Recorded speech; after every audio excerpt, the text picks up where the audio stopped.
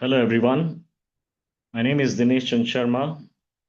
I am making this presentation on Indian Standardization Landscape, including the Quality Control Order, which we treated as a market access today. Let me begin with introducing myself. Who am I? In what capacity I'm making this presentation?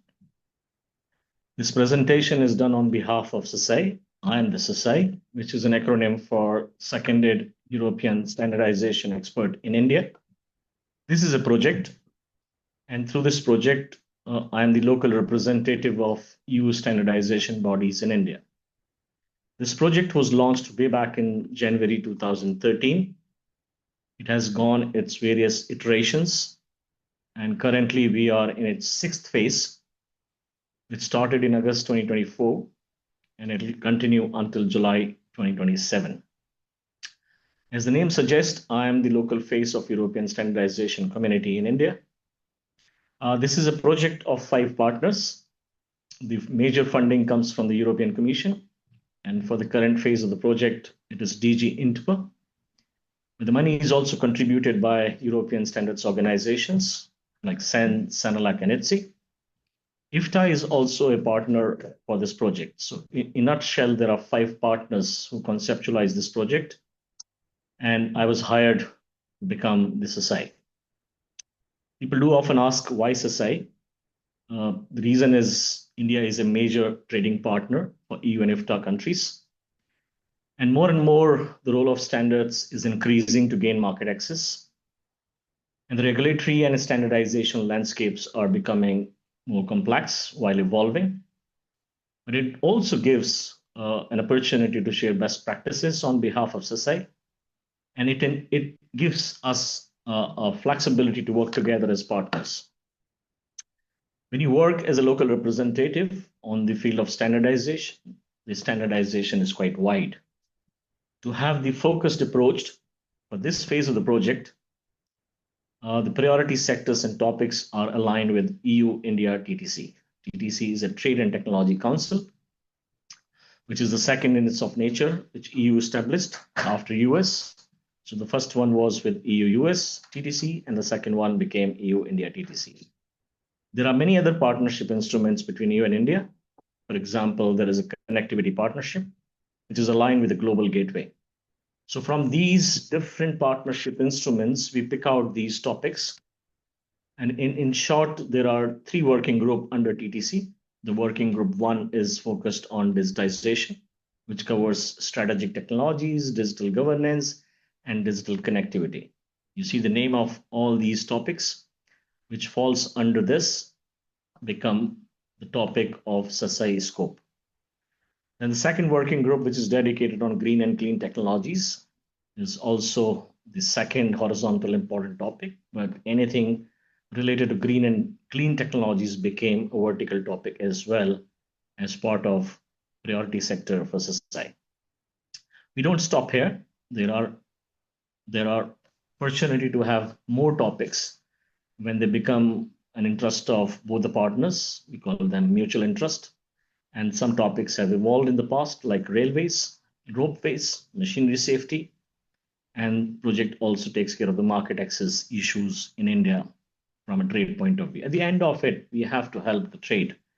And trade is enhanced when we have the harmonized standards between the partners. We have a dedicated websites, sesei.eu and sesei.in. Feel free to visit these websites, and it has a lot of information between EU and India, Indian standardization, European standardizations, and a lot of resources and presentations if you would like to go through them on a topic wise or on a trade point of view.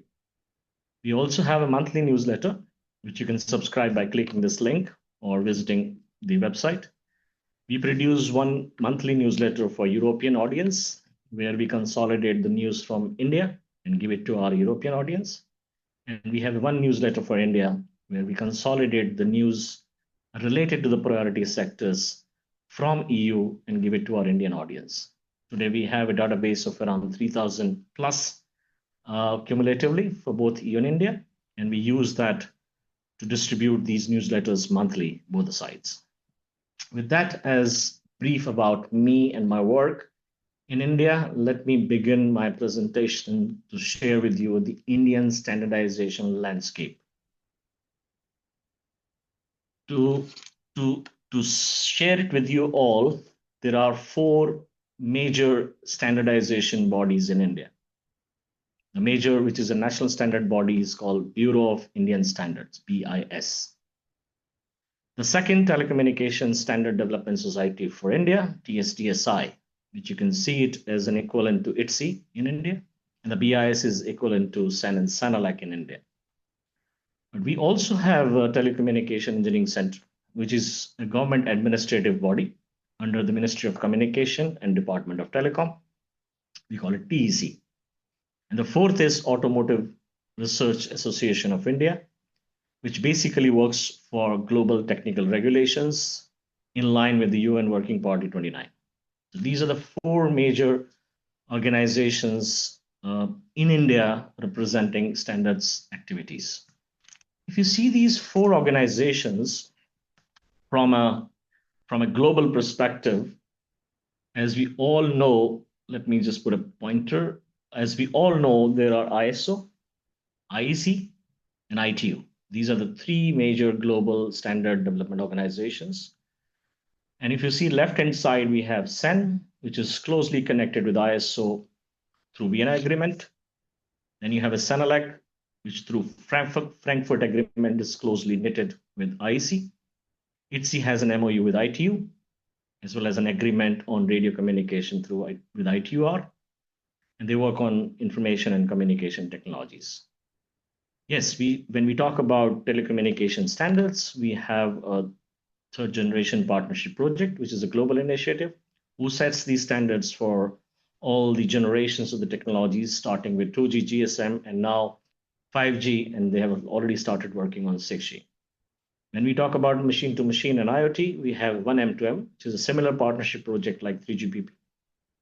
On the left-hand side, you see European Standards Organizations. On the right-hand side, the BIS is a founding member of ISO and working with IEC since 1911. We have a Department of Telecommunication. As I said in my earlier slide, there is a department called Telecommunication Engineering Center. They work primarily with ITU, ITU-T, ITU-R, and ITU-D as well. The last is the TSDSI, similar to ITSI. They are also the organizational partner of 3GPP and partner type 1 of 1M2M. TSDSI is also connected with the ITU as a sectorial member. This is how India and EU are connected to the global standards organizations, because the aim is to have a single standard, global standard, which can be adopted and implemented in the respective regions and continents. With that, I will go through in detail the first standard development organizations, which is Bureau of Indian Standards.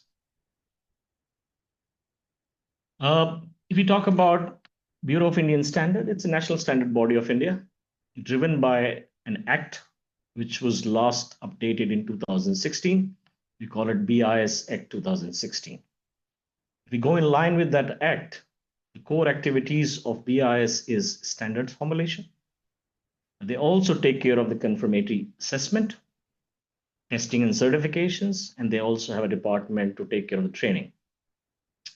If I further split the confirmatory assessment activities, they do product certifications. They also have a scheme for self-declaration of conformity. The hallmarking is majorly for the gold, and they also do system certifications. If we talk about standard development at a glance, the BIS is divided into 17 divisional council, and I will cover up in the subsequent slide what are these different divisional councils. And under these different divisional councils, 17 divisional councils, there are 420 plus sectional committees. And these are the sectional committees who have developed, adopted, transposed standards. And today, if you see the library of BIS, 22,500 plus standard exist in their library.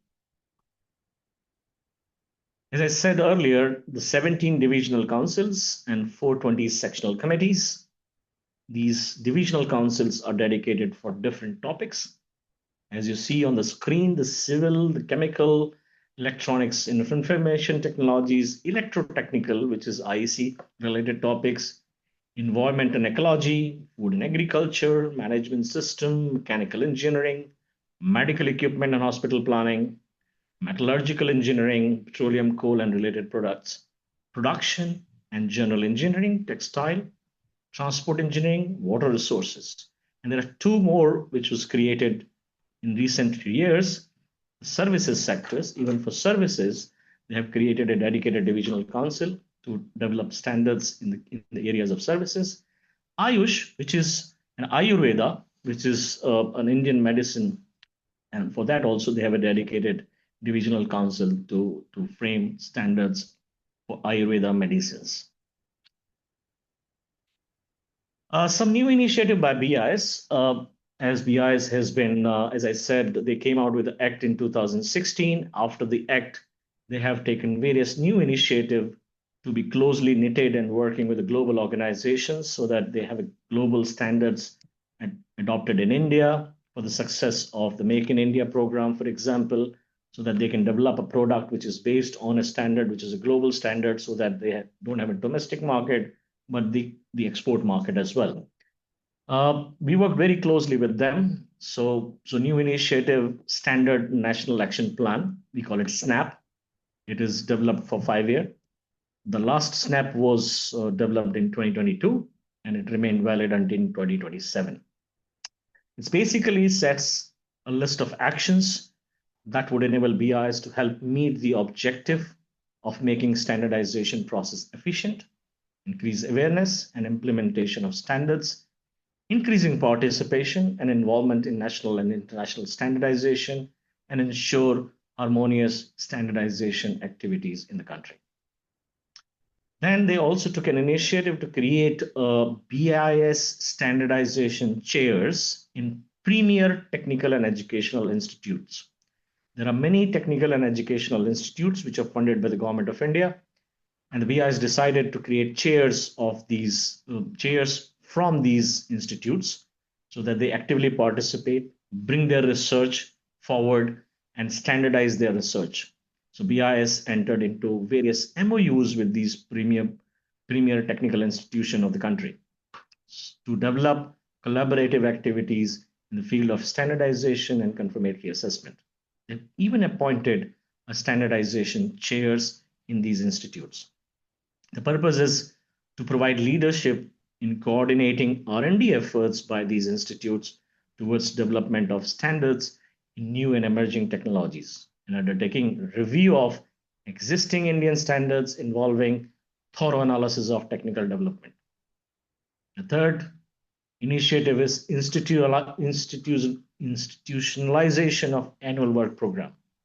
We have been working with BIS, and we have been suggesting that if you look at the best practices in EU, 5-year plan is not enough.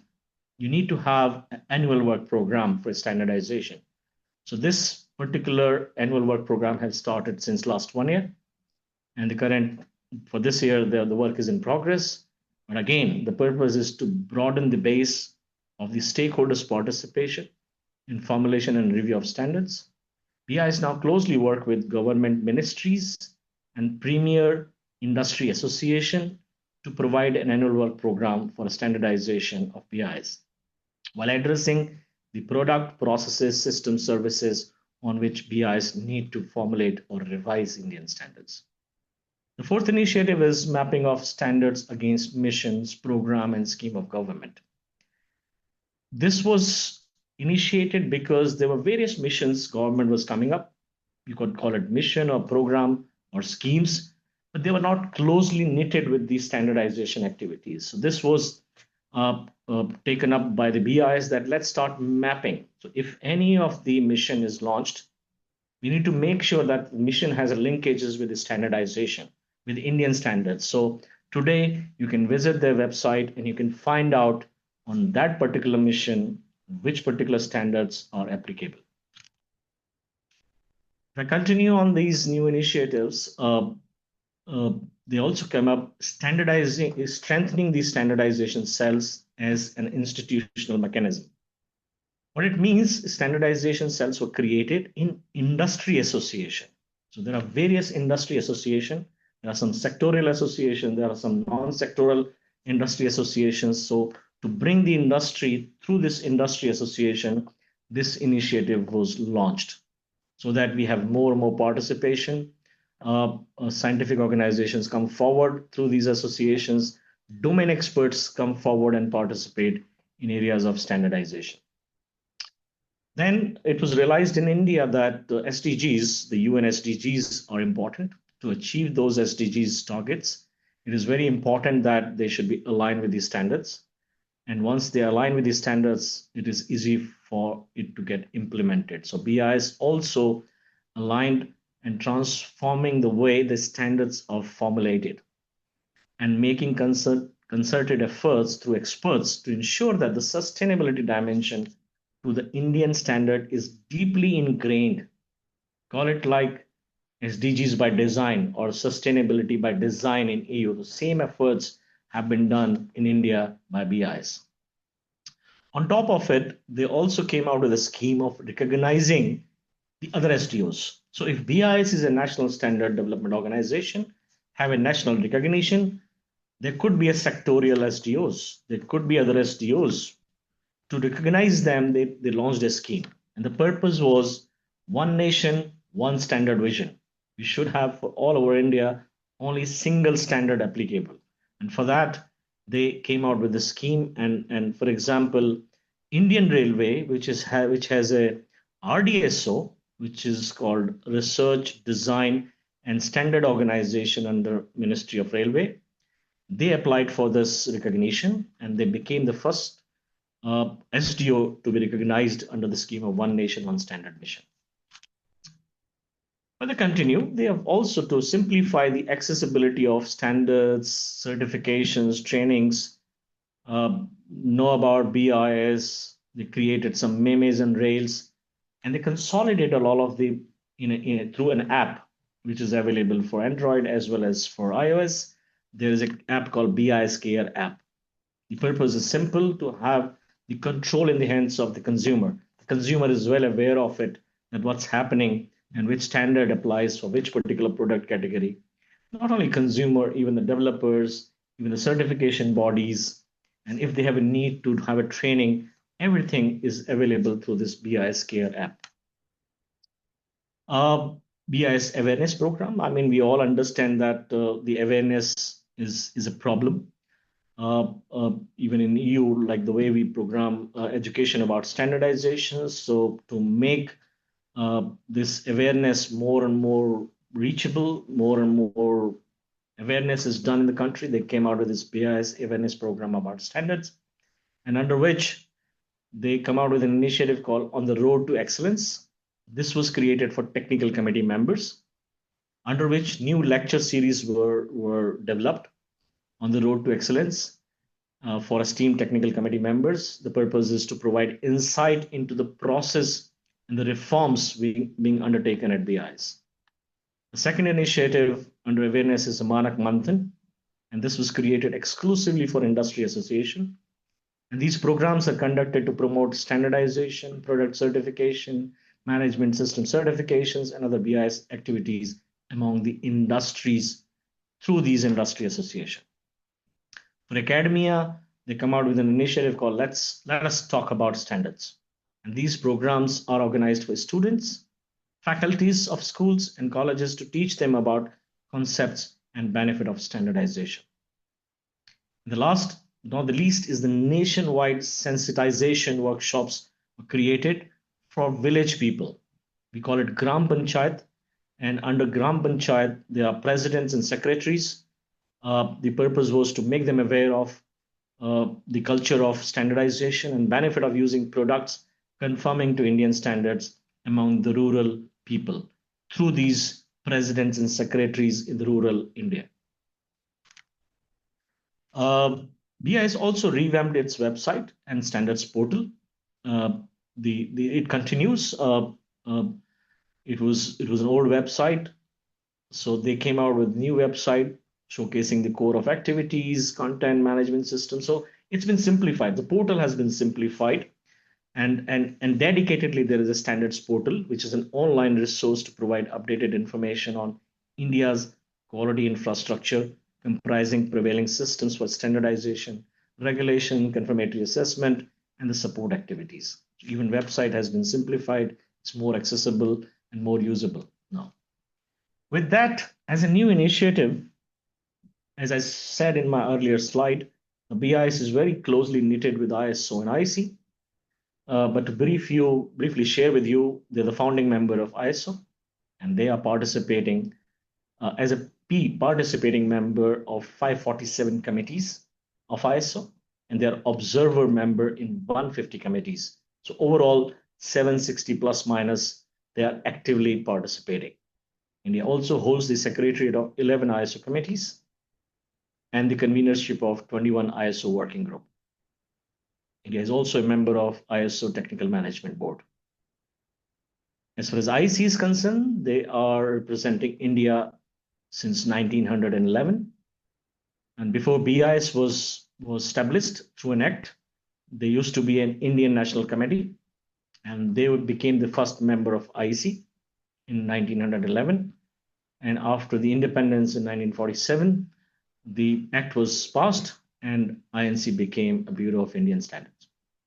They're participating in 130 technical committees, and they're observer member in 51 technical committees. So overall, 215 committees. India also holds the chairmanship of IC System Committee on Low Voltage Direct Current. We know it LVDC, and LVDC for electricity access. And as well, IECTC 33, which is dedicated to power capacitor and their applications. IC board was also held for the period of 24 to 26. IC assemblies also held by India for the same period, and IC Vice President assemblies also from India. They're also the member of regional standard bodies like Pacific Area Standard Congress, PASC, and the SARS, South Asian Regional Standards Organization. They've also established 31 memorandum of understanding and 8 bilateral agreement, and out of which I can share with you, ETSI has an MOU with BIS, CEN CENELEC also has an MOU with BIS, and we have a license agreement on one particular sector, EN 115 of railway, and we are in the negotiation for having the framework license agreement for CEN CENELEC and BIS. With that, let me move to the next important topic, which is quality control orders. And quality control orders are issued by the ministries, but governed and managed by the Bureau of Indian Standards. If I can quickly explain you, quality control orders are the technical regulations. And these QCOs, popularly known, are government regulations that sets quality standard for specific product or categories while ensuring the product meets safety, performance, and quality requirements before being manufactured, before being imported, before being stored, or start selling in the market. As far as preparation and issuance of quality control orders are concerned, which falls under the BIS Act 2016, the first and foremost is identification of goods and article, for which the preparation of QCOs should be done in consultation with BIS. So ministries initiates this, they discuss with BIS, they create a draft QCOs. These draft QCOs are approved by the competent authorities. Of course, it goes through an open consultation as well before it is approved. And hosting of draft QCOs on WTO TBT. So it is mandatory that these QCOs, when they are in the draft stage, should be posted on the WTO TBT site. And it is done through Ministry of Commerce, which is Ministry of Trade. And consultation is held with the stakeholders in India. And even TBT committee members give feedback through WTO TBT website. And those comments and inputs are reviewed and decision is taken on that. If some relevant inputs are there, the QCO is updated and then finalized. Once it is finalized, it is released and it gives reasonable time for its implementation and as well as while getting approval from the competent authorities. And then finally, after this, the gadget notification is announced and stakeholders are informed that the QCOs are coming. And after 6 months or 1 year period, depending on the consultation, the timeline is given in those gazette notifications. If I quickly summarize how many products fall under this mandatory certification schemes, there are 4 types of schemes: Scheme 1, Scheme 2, Scheme X, Scheme 4. And I will tell you in my subsequent slides what are the differences between these various schemes. But these are the numbers confirming how many products fall under mandatory certifications in different schemes and how many QCOs. So there is a possibility that one QCO covers 4, 5 number of products. That's why you see if there are 640 products, the number of QCOs are only 185. Similarly, Scheme 2, 74 products are there, which are mandatory certifications through 6 number of QCOs, and list goes on. And of course, Government of India through BIS is thinking of simplifying this. That is work in progress because Scheme 4 and Scheme 1, for example, are similar in nature. Scheme X also they are trying to abandon it and then merge it with the Scheme 1 and Scheme 2. So maybe in a longer run, you will only see 2 schemes. But as of now, these are the 4 schemes, and these are the list of products which falls under those schemes. There could be more because I cannot cover in the same slide all of the product, but this is what exists as of now. Scheme 1. Scheme 1 is based on the scheme type 4 of ISO IEC 17067. We call it as a ISI mark scheme. ISI mark logo is issued by BIS for goods or articles manufactured in a manufacturing premises while conforming to all the requirement of the relevant Indian standards. And there's a guideline to issue the licenses for these particular category of scheme. Manufacturing premises means the premises either owned by the applicant or otherwise where a part of the manufacturing activity takes place. And it includes the premises where the final manufacturing activity is carried out and where standard mark is to be used or applied. The process, when we talk about the scheme, there is an initial assessment, the factory assessment for manufacturing and testing capabilities, the production processes, conformity of the product to the relevant standard, which could be done by independent testing in third-party laboratory or maybe factory testing. So this is an initial state assessment which BIS officer goes through it while confirming that yes, the product is complied to this particular standard. Post an assessment, a surveillance is also done, which is a periodic assessment of manufacturing and testing capabilities, production processes, and conformity of the product drawn from factory and or market to relevant standards. So surveillance means basically what the BIS officer tested in the factory is the same product sold out in the market. And during the surveillance, they could pick up a sample and ensure that what was tested is what is sold in the market. That's a surveillance activities. Now, when we talk about the timeline of BIS certificate, once it is assessed and the certificate is issued, or maybe how much time it takes, generally question arises, and how much time it takes to get the certificate. For example, in Scheme 1, average time taken under option 2. So there is one option 2, which is a simplified procedure, is generally 1 month. And there's a bit complicated procedures, option 1, which is a normal procedure, we call it. It could take up to 4 months from the date of receipt of complete application and its recording in the system. It may vary for reasons like delay in response to queries raised, if any, organizing inspections, sample depositions, and few dues, payment, etc. But generally, BIS claims that if everything is in order, for option 2, 1 month, for option 1, it is 4 months. And if you now want to know which all product fall under option 2, you can click this link and you will have those products. Option 2 for grant of license, unfortunately, is not able to foreign manufacturers. Simplified procedures. For foreign manufacturers, it is mandatory to go for option 1. Once the license is issued under Scheme 1, it's typically for 1 to 2 years, depending on the product category.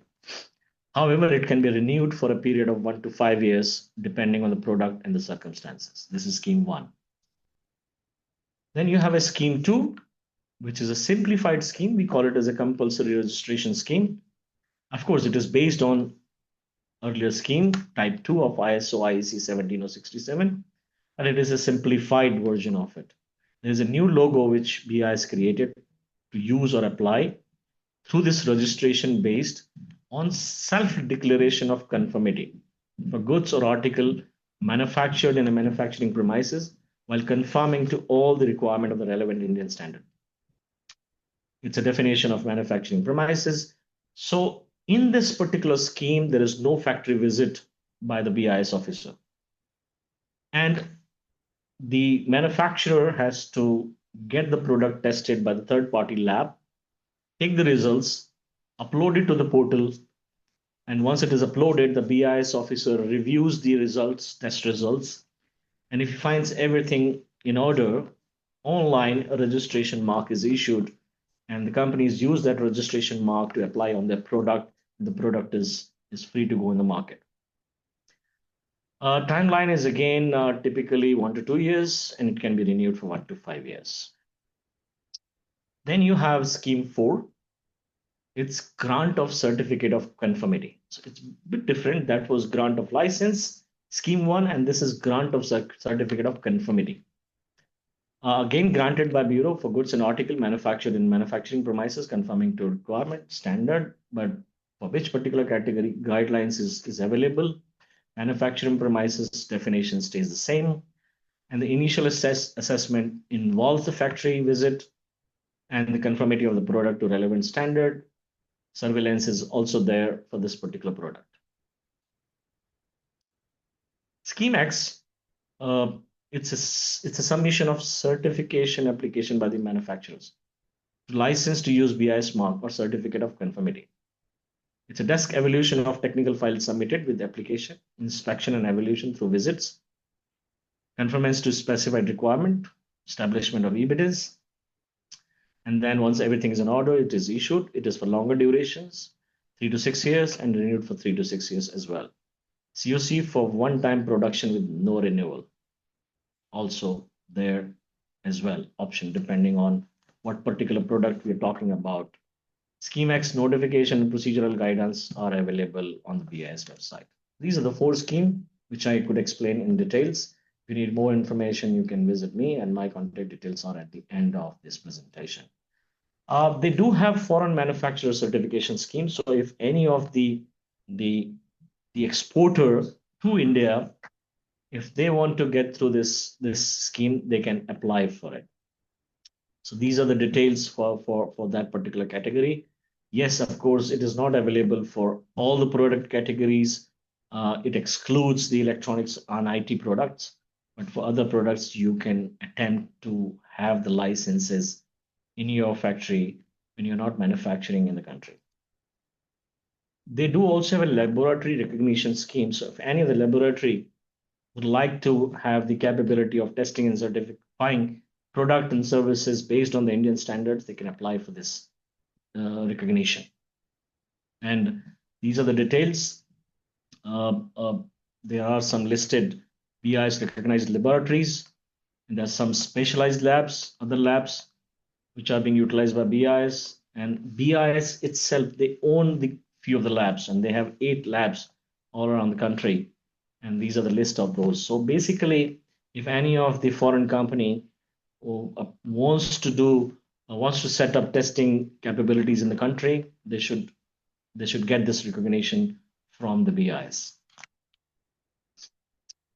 Some recent development about the QCOs. QCOs have been released quite quickly, quite a lot.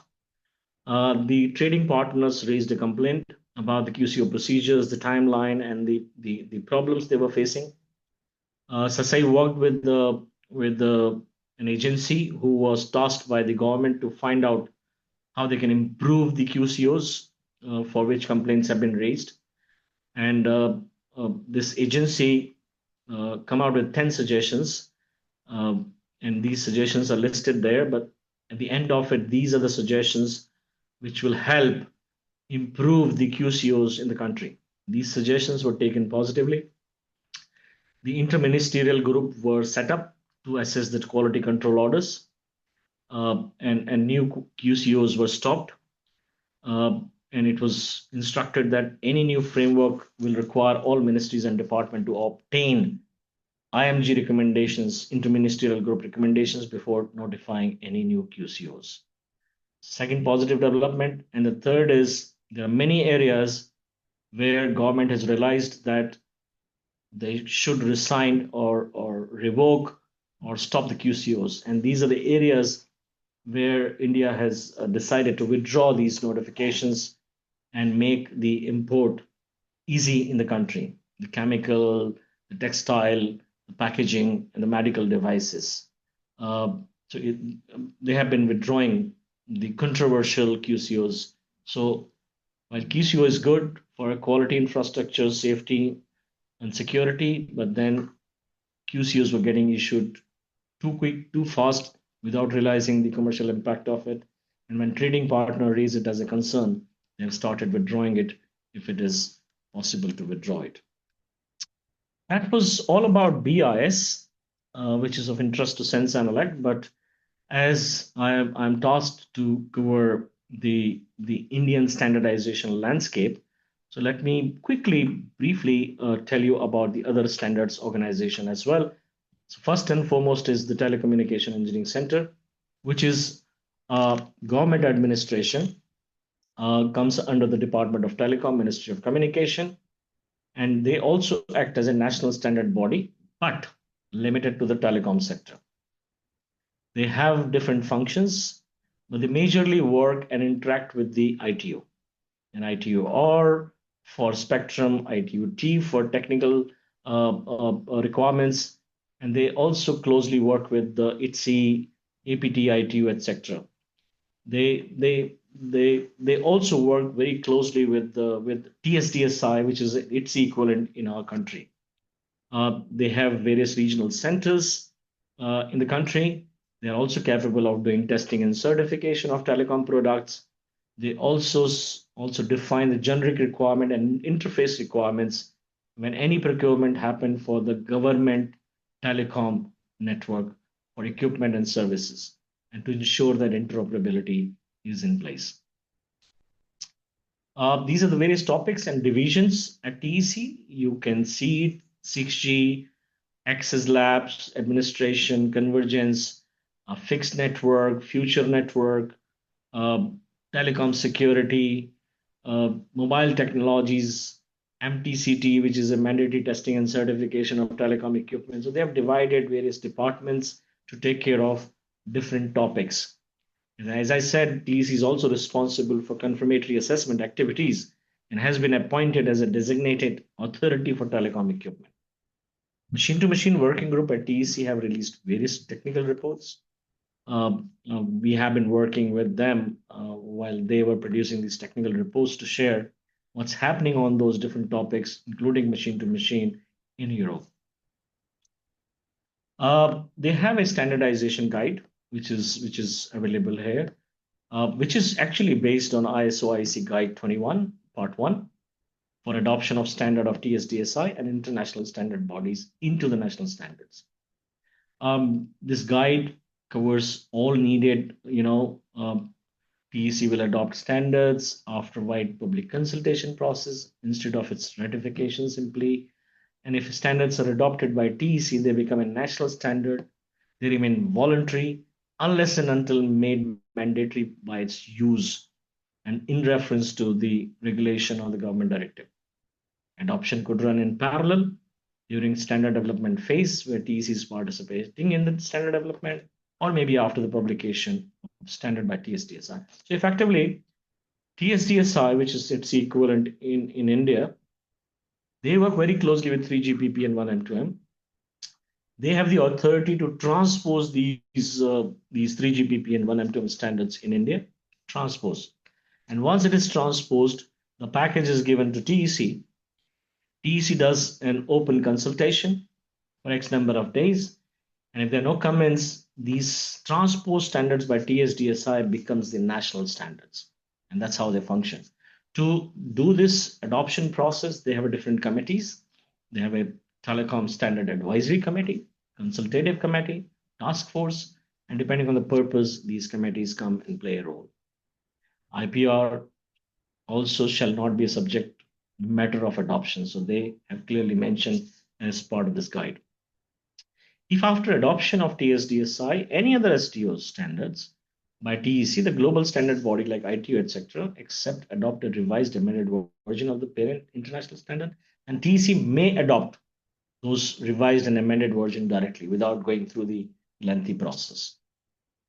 This is on the guide. International collaboration, as I said, they also directly participate with ITU, 3GPP through TSDSI, 1M2M through TSDSI. They work with ITSI, IEEE, IETF, APT, Oceanics. So they, in the telecom sector, whoever is active, they work with them. As I said, 3GPP and 1M2M are adopted as a national standard. These are the details we can find out. In ITU, of corresponding to the ITU, they have a national working group, one-to-one basis, and these are the one who study what's happening in ITU and participate in these study groups and contribute from an Indian context. Each national working group has members from the domestic industry, academia, government, and research organizations. So it happens with the close cooperations and consultation with the stakeholders in India. They also have a scheme called mandatory testing and certification of telecom equipment, majorly from a safety and security reasons. This scheme was launched. There was a government gadget notifications which was amended. The purpose is that the telecom equipment does not degrade performance of existing network to which it is connected. It should be safe for end user. Protect the user and general public by ensuring that the radio frequency emissions from equipment do not exceed prescribed labels or a standard. Telecom equipment also complies with the relevant national and international regulatory standards and requirements. So that's the objective of the scheme. It has been implemented, and to implement MTCE, they define the essential requirement. So basically, they define that what minimum testing criteria should be fulfilled before any telecom equipment goes into the commercial operations. To do these testing, they have a designated confirmatory assessment bodies. They also have a mutual recognition agreement with the partner countries like Singapore. They don't repeat the testing, and if they accept the reports. They also carry out the surveillance in the license areas. And if you need more information, it is available here, and you can reach out to me. That was TEC, and now let me come to the TSDSI, Telecom Standard Development Society of India. It was established in 2014. Effectively, it was established after my project started. And we were the one, along with ITSI, to support the Indian administration to set up TSDSI, because the initial thought was that TEC should become the ITSI equivalent in India. But we said government administration should not become a telecom STO. And they accepted, they established TSDSI, rules were framed, IPR policy was framed, so we helped them to establish this. Their functions, as I said, they work very closely with 3GPP, they work very closely with 1M2M. They contribute a lot from an Indian context.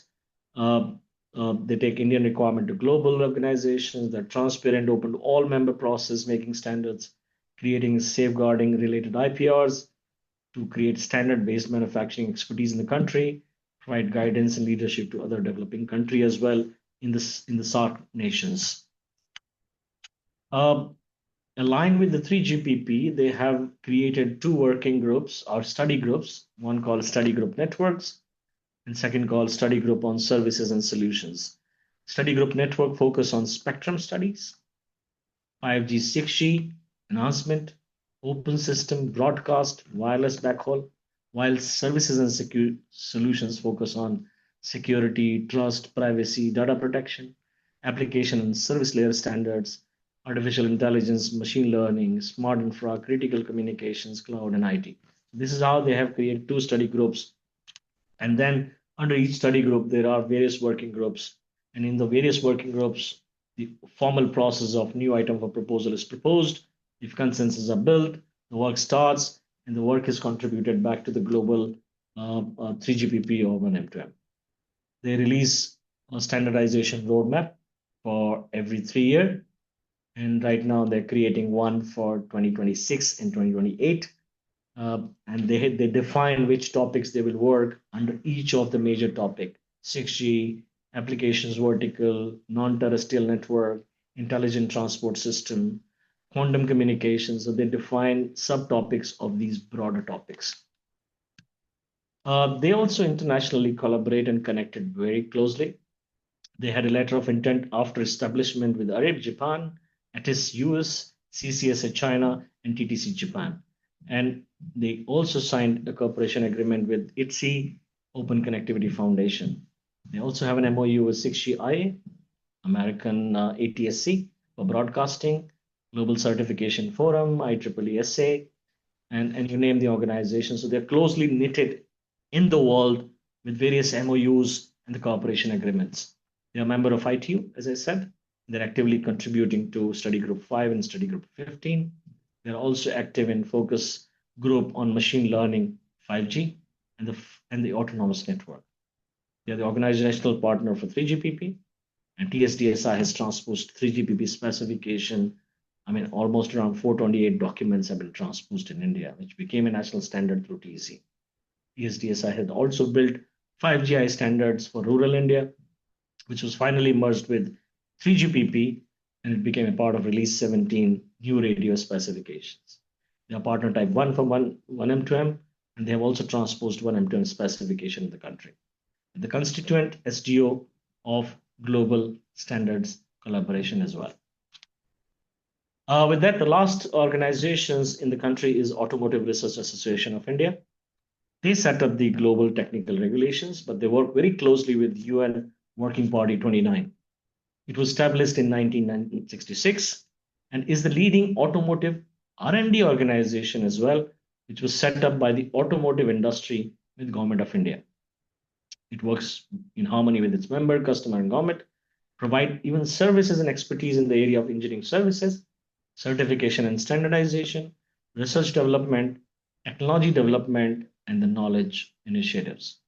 Government approved ARAI to carry out mandatory testing of vehicles, engines, and automotive component to ensure they follow the Indian regulatory standards.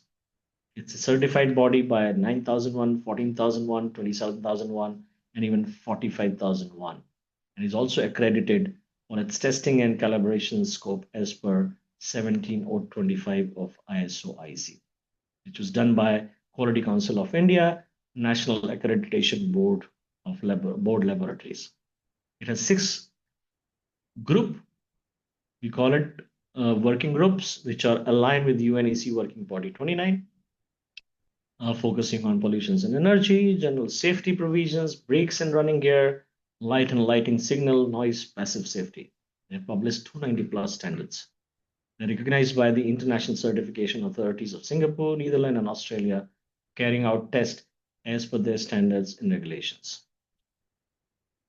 Apart from this, there are some other standard development bodies in India, sectorial, you can call it, and there are even foreign SDOs present in the country. And this is what I would like to share with you, that the industries and the professional bodies who are also framing sector-specific standards are Bureau of Energy Efficiency.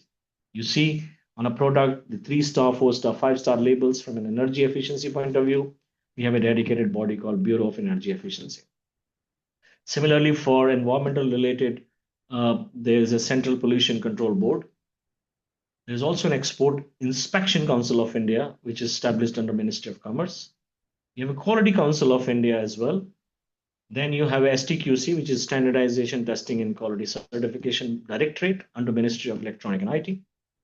The Central Electricity Authority under Ministry of Powers can also frame standards. Ministry of Road Transport and Highway can also set up these regulations and standards. In agriculture, we have a dedicated committee called APEDA. And then there's also a Marketing and Inspection Directorate under the Ministry of Agriculture. A Food Safety and Standards Authority of India is also dedicated for food. While few sectors does not come and merge with BIS, but many of them, they go back to BIS to make those developed standard as a national standard. But for example, Food Safety and Standards Authority, major work is done separately. But few sectors, if they are handled at ISO, IEC, they come back to ISO for that. As I said earlier, I mean, we have a dedicated standard bodies like Railway Design and Standards Organization for railway sector. Of defense, we have a Directorate of Standardization.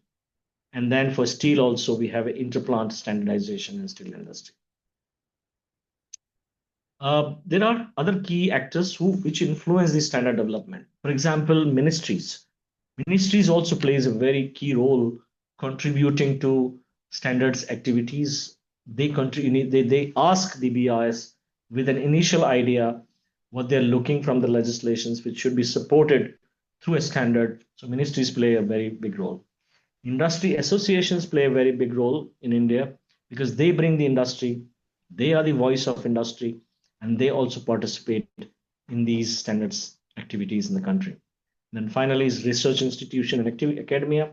They are under various ministries. There are institutes funded by the ministries, or even they have research departments under those ministries. Those also contribute a lot for research and research to become standardized through these standards body. When we talk about foreign SDOs present in India, the BIS is present in India for a long, long period of time. American ASTM International is present in India. The IEEE from US is present in India. VDE is present in India.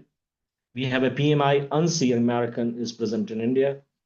GQS certification, which is an FNOR offload body, is also present in India. So these are foreign organizations which have operations in India as well. Last part of my presentation, I'll quickly show you this EU-IFTA-India relations. There are various partnership instruments which basically work from a government-to-government dialogue, but they do have linkages with the standards activities as well. For example, EU and India have a EU-India strategic partnership roadmap to 2025, which will be replaced now because now there is a joint statement approved by the Commission, and this will be presented and discussed with Indian authorities. So this roadmap will be further updated for future time period. As I said earlier, Trade and Technology Council was set up in February 2023. There are 3 working groups: strategic technologies, green and clean tech, trade, investment, and resilient value chain. So these 3 working groups work very closely, government-to-government dialogue on topics of mutual interest: quantum, high-performance computing, AI, semiconductor, 5G, 6G, IoT, you name it. And similarly for clean and green tech, e-mobility, wastewater, marine plastic, everything which comes under clean and green tech is part of it, including circularity aspect of batteries and interoperability of charging infrastructure. On trade investments, they more talk about the market access issues. India IFTA trade talks have concluded. There is a trade and economic partnership agreement which was signed in March 2025, and it has become operational end of last year. And at G20, which was held in India, they agreed to create an India, Middle East, Europe Economic Corridor. It was launched September 2023, which is aligned with the EU-India Connectivity Partnership, which is also aligned with EU Global Gateways. So a lot of activities will happen around this IMAC, we call it in India. Visit of European Commission President Ursula von der Leyen was accompanied last year by the European Union College of Commissioners, played a very crucial role in stimulating further discussions and exploring future opportunities to realign EU-India ties, including IMAP and possible closure by FTA by the end of 2025. End of 2025, they have concluded the negotiations, and we have heard that they have agreed broadly to close this FTA, but yet to be seen the official statement. But it is quite possible that India-EU will hold a summit in January 2026, and the formal announcement could happen there, which is around 26, 27, 28th of January. So we are hopeful that this has really strengthened the EU-India relations further from a trade point of view as well. In this slide, we have a lot of links. You can subscribe to our newsletter. You can get this report in Word format, which I presented to you, Indian Standardization System. There are various reports which SESEI has produced. There is a direct link. Various presentations are available on our website. Different partnership instruments details are available on our website. We also consolidate a report, upcoming QCOs and an entire consolidated report in a market access, whether it is QCOs or mandatory testing and certifications, including WTO, TBT notifications. Those are available on the website. BIS standards can be reviewed on this link. BIS confirmatory assessment scheme can be find out from this link. And the tech standard specification can be find out on this link. If you need any more informations, you can come back to me. But if I conclude my presentation, India is growing significantly in the trade. It's growing market and is a trusted political partner. SESEI project has until now proved to be an asset, and it has been acknowledged for the benefit that it brings to both EU, EFTA, in India, including the ESOs. We have a wealth of knowledge. We have achieved a lot of benchmarks and a lot of adoptions, and expertise is available locally here in New Delhi. CEN CENELEC BIS framework, as I said, it's a key, it's a closer key, and we are working on it. We are hopeful that it'll be closed soon. And once it is closed, we will have more and more EN adopted in India by BIS, which are not available on the global benchmark. And these are some topics like ADAS standards, digital signature library, e-invoicing, vitamin and carotenoids, ICT, accessibility, ESRS, European Sustainability Reporting Standards, lift and escalators, ropeways, transport services. So there are many topics which India has an interest to study European standards, because there's nothing exists on the global platform like ISO IC. And if they like it, if they believe that it is suitable for India, I think there is a high possibility of their adoption as well. But of course, it is linked with the framework closer, because we need to have an agreement on the terms and conditions of its adoption. And that's what we call it as a framework license, copyright license agreement. And we're working on to close it. CEN CENELEC and BIS are working very closely to close it. Withdrawal of QCOs is a positive news. I think it will boost domestic production, especially for micro, small, and medium enterprises, which basically accounts for 36% of India's manufacturing sector. So withdrawal of QCOs is also a positive news. With that, I'll close my presentation. The last slide has my contact details, and feel free to reach out to me. Thank you very much. It's a pleasure sharing the context of Indian standardization landscape. Thank you very much.